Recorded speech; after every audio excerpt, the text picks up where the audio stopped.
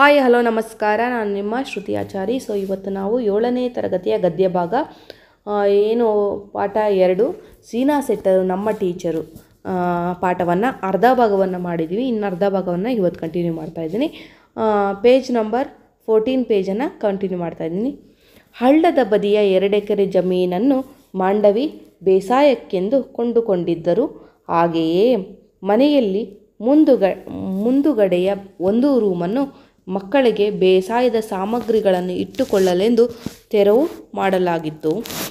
ಈಗಾಗಲೇ ಭತ್ತ ಬಿತ್ತಿದ ಗದ್ದೆಯದು ನಿಲ್ಲಲಿ ಎಂದರೂ ಕೇಳದೆ ಜಡಿ ಮಳೆಯಲ್ಲೇ ಶಾಲೆಯ 50 ಮಕ್ಕಳು ಕಂಬಳಿ ಗೊಪ್ಪೆ ಹಾಕಿಕೊಂಡು ಸಂಭ್ರಮದಿಂದ ಗದ್ದೆಗಿಳಿದರು ಸೀನಾ ಸೆಟ್ಟರ ಜೊತೆ.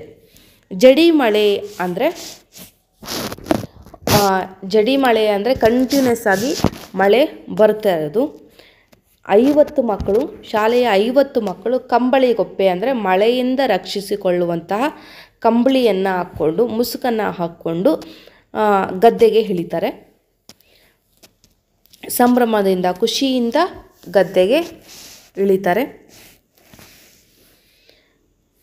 ಮುಂಚೆ ನಾವು ಸಸಿಗಳನ್ನು ಕೀಳೋಣ, ಇವತ್ತೇ ಸಸಿ ಕಿತ್ತು ಮುಗೀತಂದರೆ ನಾಳೆಯಿಂದ ನಾಟಿ ಮಾಡೋಣ. ಇವತ್ತು ನಾವೇನು ಮಾಡೋಣ, ಮಳೆ ಬಿದ್ದಿದೆ, ಸಸಿಗಳನ್ನು ಕಿತ್ಬಿಡೋಣ.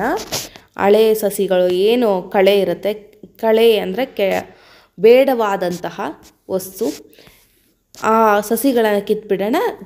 ಮತ್ತು ನಾಟಿ ಮತ್ತೆ ಮಾಡೋಣ. ನಾಟಿ ಅಂದರೆ ಪೈರಿನ ಸಸಿಗಳನ್ನು ನೆಡುವಂಥದ್ದು. ಸೀನಾ ಸೆಟ್ಟರ್ ಎಂದರು ಮಕ್ಕಳನ್ನು ಉದ್ದೇಶಿಸಿ.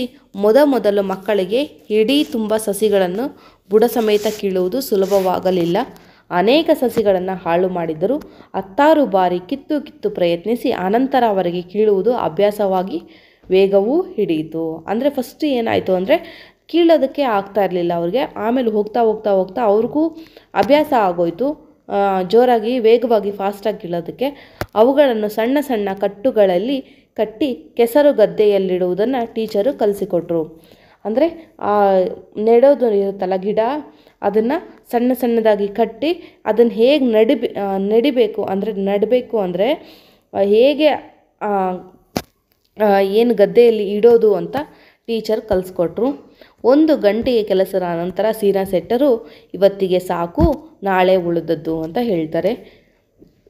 ಸಂಭ್ರಮ ಹಿಡಿಸಿಕೊಂಡಿದ್ದ ಮಕ್ಕಳು ಕೇಳಿಯಾರೆ ಅಂದರೆ ಖುಷಿಯಿಂದ ಇದ್ದಿದ್ದ ಮಕ್ಕಳು ಕೇಳ್ತಾರಾ, ಸೀನಾ ಸೆಟ್ರೆ ನಿಮ್ಮ ದಮ್ಮಯ್ಯ ಇವತ್ತು ಪೂರ ಕಿತ್ತೇ ಹೋಗೋಣ ಅಂತ ಹೇಳ್ತಾರೆ ಎಂದು ಒಕ್ಕೊರಲಿನಿಂದ ಅಂದರೆ ಒಟ್ಟಿಗೆ ಒತ್ತಾಯಪೂರ್ವಕವಾಗಿ ಗೋಗರೆದರು. ಒತ್ತಾಯಪೂರ್ವಕವಾಗಿ ಅಂದರೆ ಒತ್ತಾಯವನ್ನು ಮಾಡೋದು, ಇಲ್ಲ ಮಾಡಿಬಿಟ್ಟೆ ಹೋಗೋಣ ಇವತ್ತು ಅಂತ ಹೇಳ್ತಾರಲ್ಲ, ಅದು ಒತ್ತಾಯ. ಗೋಗರೆದರು. ಅಷ್ಟರಲ್ಲಿ ಒಂದು ಸಣ್ಣ ಹಾವು ಅವಸರದಿಂದ ಸರಿಯುತ್ತಾ ಹಾಲಪ್ಪ ಎನ್ನುವವನ ಕಾಲನ್ನು ಕಚ್ಚಿಬಿಡ್ತು. ಇದೆಲ್ಲ ಮಾಡ್ತಾ ಇರಬೇಕಾದ್ರೆ ಹಾಲಪ್ಪ ಅನ್ನೋ ಹುಡುಗ ಇರ್ತಾನಲ್ವ, ಅವನಿಗೆ ಒಂದು ಹಾವು ಸರಸರ ಅಂತ ಬಂದುಬಿಡ್ತು, ಕಚ್ಚಿಬಿಡ್ತದೆ. ಅವನು ಹೌಹಾರಿ ಅಂದರೆ ಭಯ ಬಿದ್ದ, ಹೆದರಿ ಹೌಹಾರ್ದ, ಭಯ ಬಿದ್ದ. ತಕ್ಷಣ ಸೀನಾ ಸೆಟ್ಟರು ಅವನನ್ನು ಹಿಡಿದುಕೊಂಡ್ರು. ಹೆದರಬೇಡ ಮಗ, ಎಂಥ ಆಗಲ್ಲ, ಅದು ನೀರಾವು, ವಿಷದ ಹಾವಲ್ಲ, ಒಂದು ಮೀನು ಕಚ್ಚಿದರೆ ಹೆಂಗೋ ಅಷ್ಟೇ ಎಂದು ತಿಳಿ ಹೇಳಿ ಸಮಾಧಾನಿಸಿದ್ರು.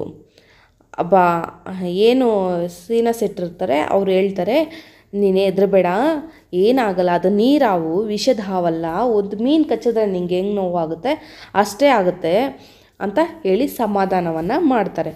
ಮುಂದಿನ ದಿನಗಳಲ್ಲಿ ನಾಟಿ ಇದು ಸಸಿ ಕೀಳುವುದಕ್ಕಿಂತಲೂ ಕಷ್ಟಕರವಾದ ಕೆಲಸ. ಅನೇಕ ಸಸಿಗಳನ್ನು ಒಟ್ಟಿಗೆ ಹಿಡಿದು ಒಂದೇ ಸಲಕ್ಕೆ ಬೇರು ನಾಟುವಂತೆ ಹೆಬ್ಬೆಟ್ಟಿನಿಂದ ಗಟ್ಟಿಯಾಗಿ ಒತ್ತಿ ಊರಬೇಕು. ಮೊದಲಿಗೆ ಕೆಲ ಮಕ್ಕಳಿಗಂತೂ ಇದು ತಮ್ಮಿಂದ ಸಾಧ್ಯವೇ ಇಲ್ಲ ಎನಿಸಿಬಿಟ್ಟಿತು. ಆದರೆ ಸೀನಾ ಸೆಟ್ಟರ ಅಪಾರ ತಾಳ್ಮೆ, ಉತ್ತೇಜನಗಳು ಅವರನ್ನು ಕೆಲಸಕ್ಕೆ ಹೊಂದಿಸಿಬಿಟ್ಟವು. ಹಾಡು ಹೇಳ್ಕೊಂಡು ಕೆಲಸ ಮಾಡಿ, ಆಗ ಕಷ್ಟನೇ ತಿಳಿಯಲ್ಲ ಎಂದು ಉತ್ತೇಜಿಸಿದರು. ಅವರೇನಂತ ಹೇಳಿದ್ರು, ಹಾಡು ಹೇಳ್ಕೊಂಡು ನೀವು ಕೆಲಸವನ್ನು ಮಾಡಿದ್ರೆ ಕಷ್ಟ ಗೊತ್ತಾಗೋದಿಲ್ಲ ಅಷ್ಟೊಂದು ಅಂತ ಉತ್ತೇಜನವನ್ನು ಮಾಡಿದ್ರು. ತಕ್ಷಣ ಎಲ್ಲರೂ ಚಂದ್ರಕಾಂತ ಶುರು ಮಾಡೋ ಎಂದು ಕೂಗಿಕೊಂಡರು. ಚಂದ್ರಕಾಂತ ಅಂದರೆ ಹುಡುಗನ ಹೆಸರು. ಚಂದ್ರಕಾಂತ ನೀನು ಶುರು ಮಾಡಪ್ಪ ಹಾಡು ಹೇಳೋದು ಅಂತ ಕೇಳ್ತಾರೆ.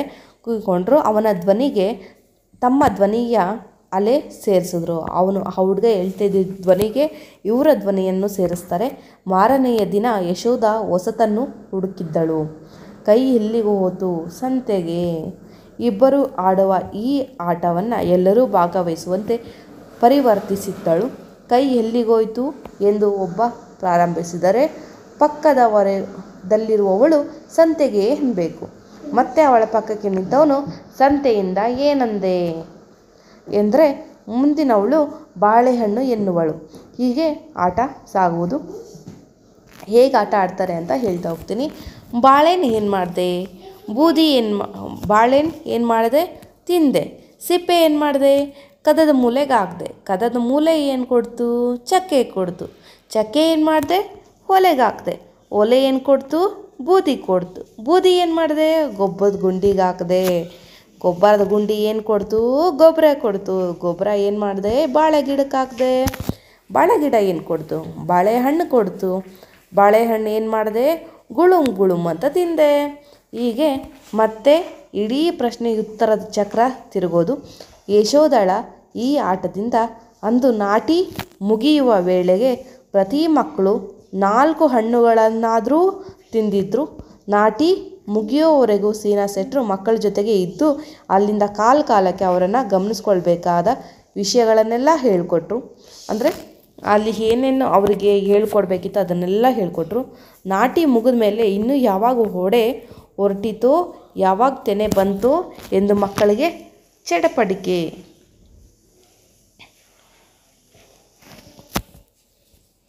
ಹೊಡೆ ಅಂದರೆ ಕಾಳು ತುಂಬುವ ಮುನ್ನ ಕಾಣುವ ಪೈರಿನ ತುದಿ. ಅಂದರೆ ಮೊಳಕೆ ಬರುತ್ತಲ್ವ, ಸೊ ಅದು ಅಂದರೆ ಇವಾಗ ನಾವು ನಾಟಿ ಮಾಡಿದ್ದೀವಲ್ಲ, ಯಾವಾಗ ಮೊಳಕೆ ಬರುತ್ತೋ ಯಾವಾಗ ತೆನೆ ಆಗುತ್ತೋ ಅಂತ ಅವರಿಗೆ ಚಡ್ಪಡಿಕೆ ಅಂದರೆ ಒಂಥರ ಅಯ್ಯೋ ಬರುತ್ತಾ ಇಲ್ಲ ಅಂತ. ತುಂಗಂತೂ ಪ್ರತಿದಿನ ಶಾಲೆಗೆ ಬಂದ ತಕ್ಷಣ ಗದ್ದೆಯನ್ನು ನೋಡುವವರೆಗೆ ಎಂಥದೋ ಚಡಪಡಿಕೆ. ಅವಳು ಕಿಟ್ಟನ್ನು ಸೇರಿ ಮನೆಯ ಅಟ್ಟದ ಮೇಲೆ ಹತ್ತಿ ಕಿಟಕಿ ಕಂಡಿಯಲ್ಲಿ ನೋಡಿದರೆ ಗದ್ದೆ ತುಂಬ ಚೆನ್ನಾಗಿ ಕಾಣುತ್ತದೆಂದು ಕಂಡುಕೊಂಡಿದ್ದರು. ಈ ರಹಸ್ಯ ಯಾರಿಗೂ ತಿಳಿಯಬಾರದೆಂದು ಗುಟ್ಟಾಗಿಡಲು ಪ್ರಯತ್ನಿಸಿದಷ್ಟು ಅದು ಬಯಲಾಗಿ ಬಿಟ್ಟು ಕೊನೆಗೆ ಅಟ್ಟ ಗದ್ದೆ ವೀಕ್ಷಣೆಯ ಟವರ್ ಆಗಿ ಪರಿವರ್ತಿತಗೊಂಡಿತು.